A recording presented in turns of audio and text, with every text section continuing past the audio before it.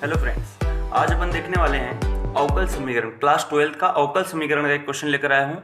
5 number का बहुत ही important question है और ये पक्का आने वाला है। देखिए, आपका हर एक चैप्टर में मैं इस प्रकार के क्वेश्चन बता रहा हूँ जो एग्जाम ओरिएंटेड बहुत ही ज़्यादा इंपॉर्टेंट है।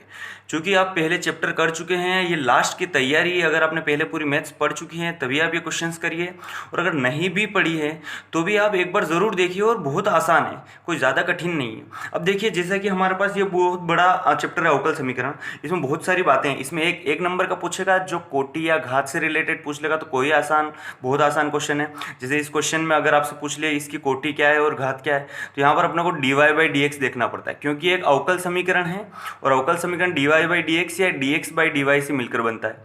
तो इसकी क्या कितनी कोटि है अगर देखी जाए तो कितनी बार अवकलन हो रहा है, तो एक सिंगल अवकलन है इसलिए इसकी एक कोटि है। और इस dy/dx पर कितनी घात है, तो एक ही घात है, तो इसलिए इसकी कोटि और घात एक है। ये तो हमारे पास 1 नंबर का क्वेश्चन। अब देखिए 5 नंबर का जो क्वेश्चन बोलेगा वो किस प्रकार से है। इसके लगभग 6 प्रश्नावली है और मैं लास्ट वाली प्रश्नावली 9.6 से एक क्वेश्चन लेकर आया हूँ। 9.6 का एक क्वेश्चन पक्का आएगा, क्योंकि इसमें बहुत ही बढ़िया कॉन्सेप्ट है आई फैक्टर वाला, समाकल गुणांक वाला, IF वाला, इसलिए इससे रिलेटेड पक्का क्वेश्चन देगा। तो हम इस वाले वीडियो में इसी से रिलेटेड दो क्वेश्चन देखेंगे, इसी से रिलेटेड, क्योंकि ये आपने अगर ये कंप्लीट कर लिया तो आपके 5 नंबर पक्के हो गए। चलिए देखते हैं इस क्वेश्चन को करने के लिए अपने को क्या क्या करना है। तो मैं आपको यहाँ पर बता देता हूँ, इस क्वेश्चन को करने के लिए जब भी इस प्रकार का क्वेश्चन आए या अवकल समीकरण से रिलेटेड क्वेश्चन आए, एक बार याद रखिएगा, अवकल समीकरण का क्वेश्चन आपको आपके पेपर में सबसे लास्ट में अवकल समीकरण का क्वेश्चन मिलेगा। ठीक है, अवकल समीकरण का क्वेश्चन कहाँ मिलेगा, सबसे लास्ट अगर कोई क्वेश्चन होगा वो अवकल समीकरण का होगा, क्योंकि वो 5 नंबर का होगा। तो वहां पर देखिएगा अथवा में या इस तरीके से एक बार एक क्वेश्चन जरूर आएगा जिसमें dy/dx लिखा होगा और कुछ इस प्रकार से लिखा होगा।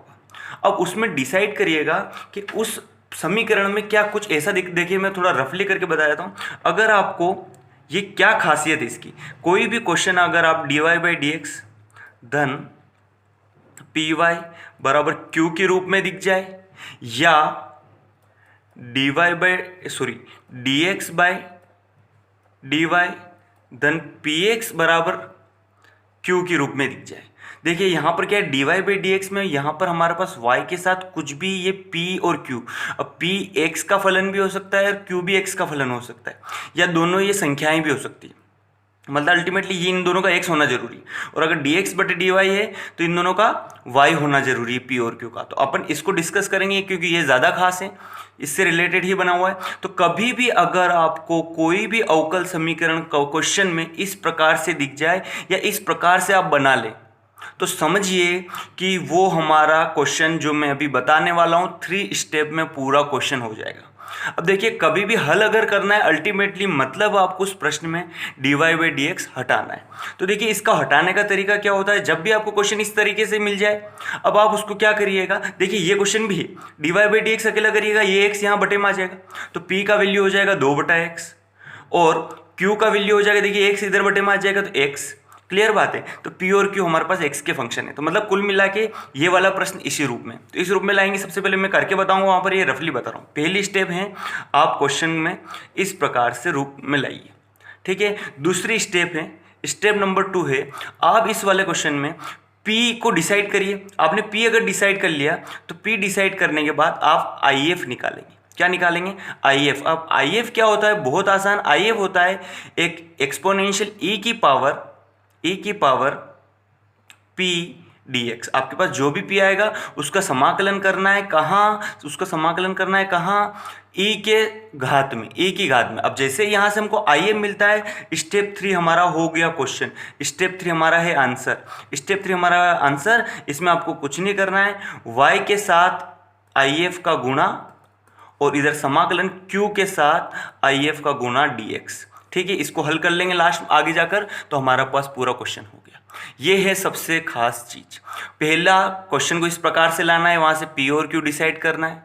सेकेंड स्टेप IF लाना है, क्या होता है e की पावर p dx, ये याद रखिएगा, लास्ट स्टेप आ गई अभी तो। और तीसरा स्टेप होता है y इंटू IF और QIF dx। ठीक है, ये फार्मूला, ठीक है। y के साथ if का गुणा कर देंगे तो ये तो सिंपल सा गुणा है। अब आपको यहाँ पर केवल इसका समाकलन करना आना चाहिए। समाकलन बहुत आसान होगा, कोई ज़्यादा कठिन समाकलन नहीं होगा।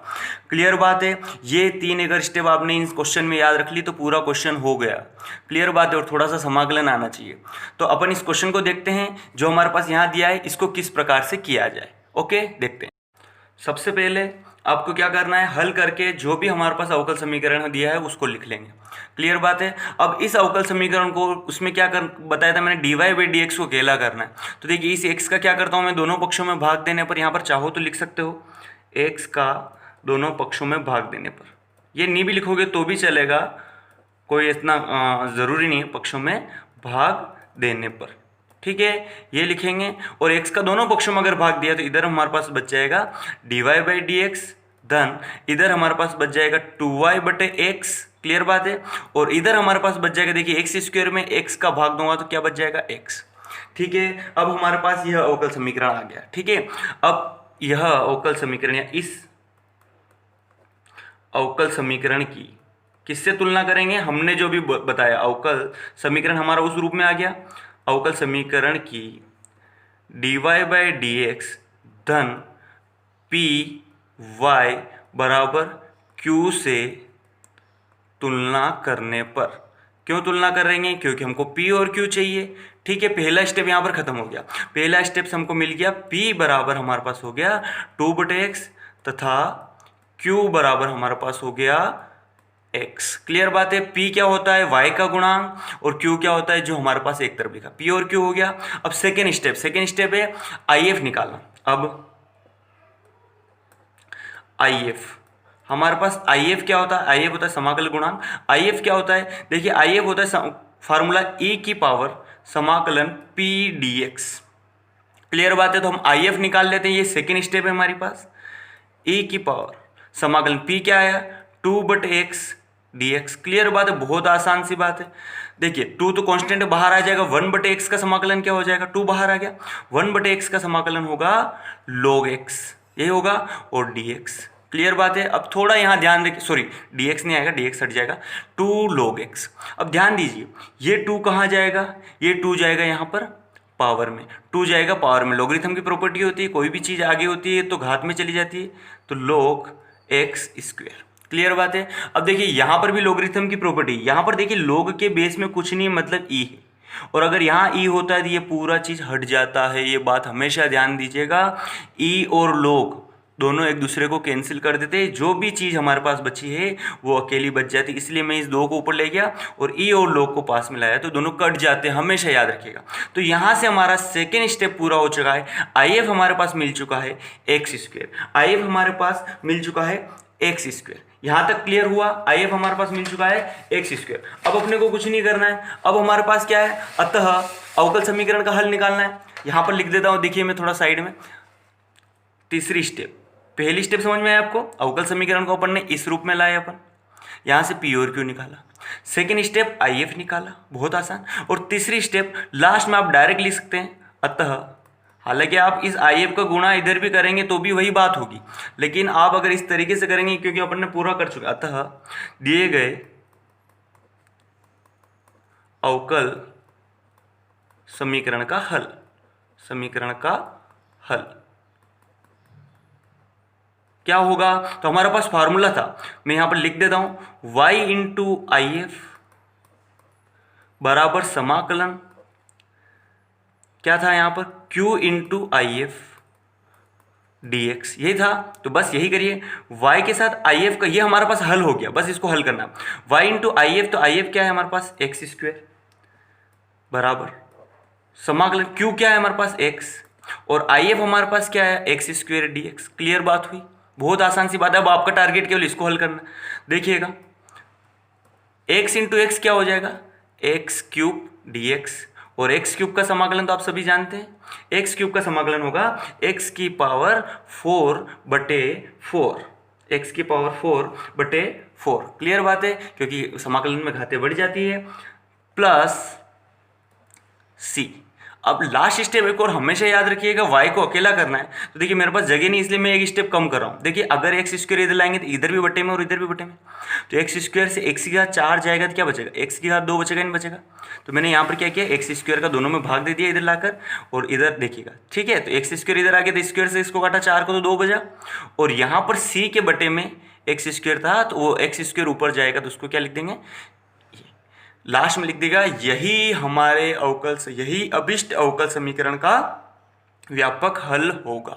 क्लियर बात हुई। एक और क्वेश्चन इसी प्रकार का मैं अभी बताने वाला हूँ, आपको स्टेप टू स्टेप याद रखनी है, बहुत आसान है। ये क्वेश्चन करिएगा, एक और क्वेश्चन मैं बता रहा हूँ और एक दो क्वेश्चन अपने स्तर पर करिएगा, जरूर हल होगा। क्लियर बात हुई। चलिए एक और क्वेश्चन देखते हैं। ये जो नेक्स्ट क्वेश्चन आपके पास दिख रहा है, y into d x plus x minus y square d y बराबर 0। ये भी प्रश्न इस प्रकार से है, अवकल समीकरण है, इसका व्यापक हल ज्ञात कीजिए। तो देखिए यहाँ पर हमारे पास क्वेश्चन क्लियरली उस रूप में नहीं दिया है जिस रूप में अपन सोच रहे थे, d y by d x plus p x बराबर क्यू के रूप में नहीं है। लेकिन देखिए क्वेश्चन अगर इस प्रकार से दिया है तो देखिए ये इसलिए लेकर आया हूँ कि ये थोड़ा सा हट करें। देखिए यहाँ पर अगर आप d y by d x अकेला करने की कोशिश कीजिए, देखिए तो आप कर ही नहीं सकते, क्योंकि अगर मैं इधर लाता हूँ, देखिए इस d y by d x लाने के लिए मुझे डी एक्स का भाग देना पड़ेगा, तो d y by d x के साथ वाई स्क्वेयर भी आएगा और d y by d x के साथ एक्स भी आएगा।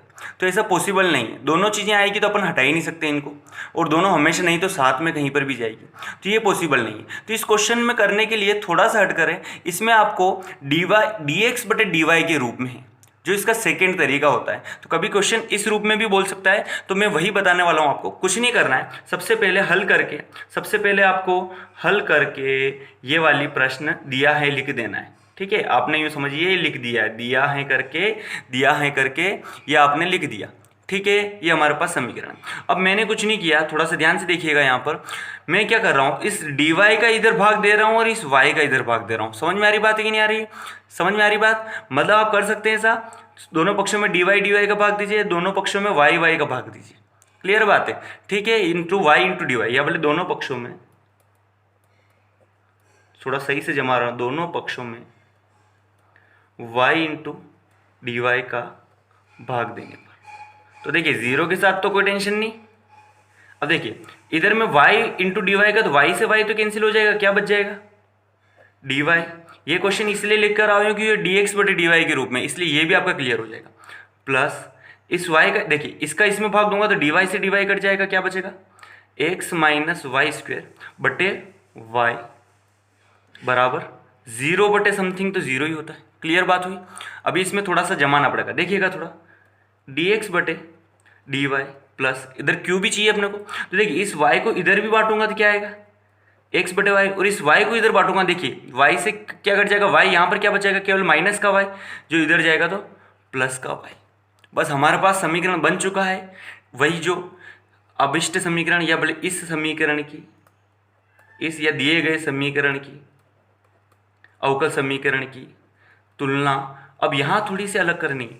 यहाँ पर डी एक्स बटे डी वाई धन पी बटे में वाई, इसलिए पी वाई बराबर क्यू से करने पर, इससे करेंगे तो पी हमारे पास क्या है, जो वाई का गुणा, सॉरी यहाँ पर जो एक्स का गुणा, तो एक्स का गुणा यहाँ पर क्या आ गया, 1 बटे वाई। देखिए किस्मत की बात है, पहले वाले क्वेश्चन में भी एक्स आ गया था बटे में और यहाँ पर भी वाई आ गया था, ऐसा कोई टेंशन नहीं लेना है। और क्यू बराबर भी यहाँ पर क्या आ गया हमारे पास, क्यू बराबर हमारे पास आ गया वाई। ये तो हमारे पास पहला स्टेप हो गया। पहला स्टेप समझ में आया आपको, समीकरण जो भी दिया होगा उसको सही से जमाना है। ये डी एक्स बटे डी वाई के रूप में था, इसलिए ये क्वेश्चन लेकर आया हूँ, डरना बिल्कुल नहीं है। बाकी तरीका वो का वही है, पी और क्यू। सेकेंड तरीका, सेकेंड स्टेप हमारे पास क्या है, सेकेंड स्टेप है आई एफ निकालना।